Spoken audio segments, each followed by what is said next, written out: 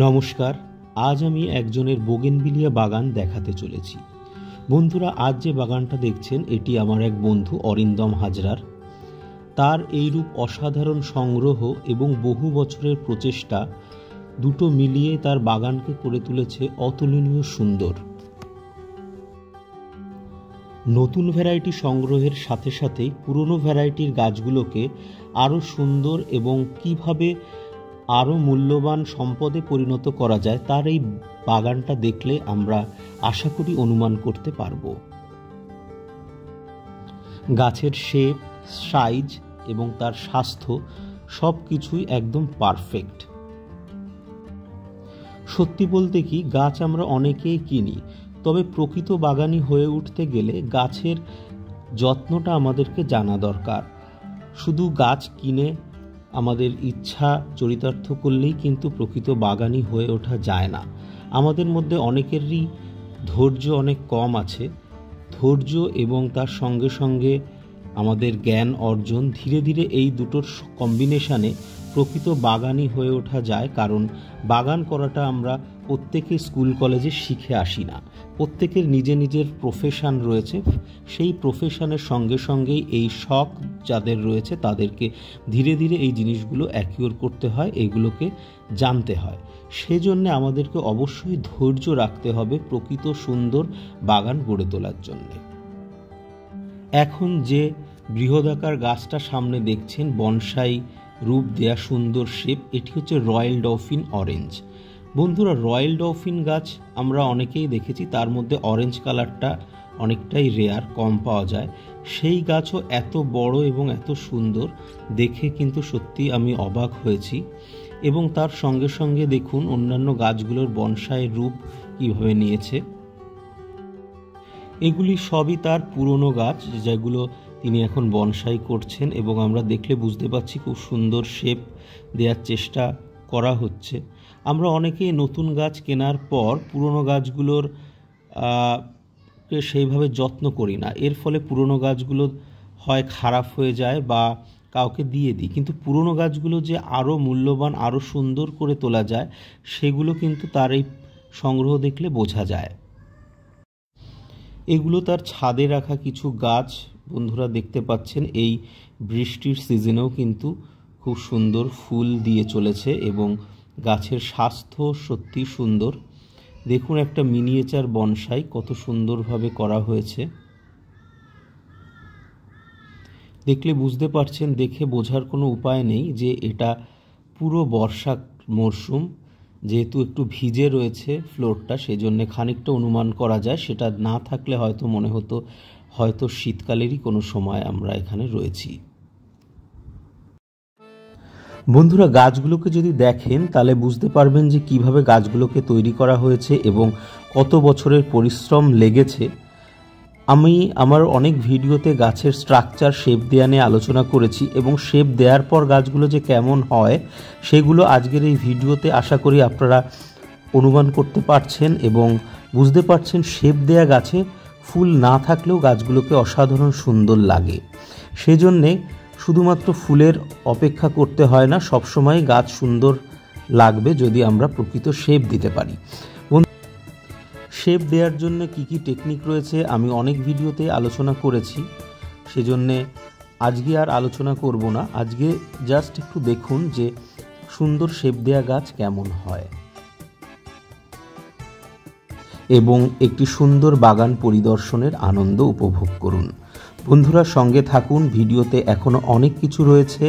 এই যে গাছটা দেখছেন এটা হচ্ছে টাইগার মার্বেল অরেঞ্জ। দেখুন কত সুন্দর রয়েছে। এটা কিন্তু রুটেড প্ল্যান্ট। রুটেড প্ল্যান্টের অনেক ধরনের ইস্যুস রয়েছে, তা সত্ত্বেও এমন সুন্দর গাছ কিন্তু খুব কম দেখা যায়। এখন যেটা দেখছেন এটি একটি মাল্টিগ্রাফটেড গাছ। এই গাছটি হচ্ছে রিজেন্সটার পিঙ্ক। খুব সুন্দর শেপ এবং তার সঙ্গে সঙ্গে ফুলও আসতে শুরু করেছে। যদিও এখন রিজেন্সটার পিঙ্কের ফুলের সিজন নয়, তবুও ফুল আসতে দেখা গেছে। এই বর্ষার সিজনে অল্প ফুল হয়। এর পাশে যে গাছটা রয়েছে দেখুন একটা ফ্লেম ওপাল, কত সুন্দর শেপ এবং কত বড় গাছটি। বন্ধুরা, এমন গাছ কিন্তু আমরা কিনে আনলেই রাতারাতি হবে না, অবশ্যই ধৈর্য ধরতে হবে। দেখুন, এটি একটা ইউভা ভেরিগেটেড, অসাধারণ সুন্দর ফুল হয়ে রয়েছে এই বর্ষাতে।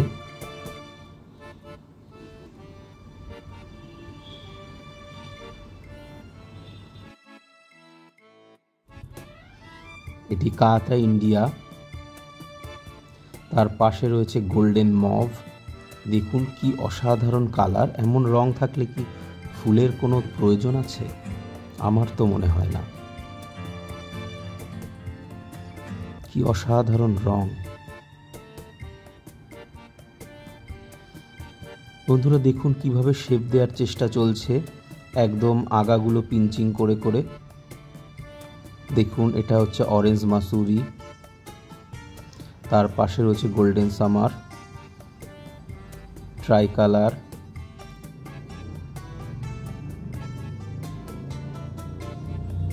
দেখুন অনেক মাল্টিগ্রাফটেড গাছও রয়েছে এখানে।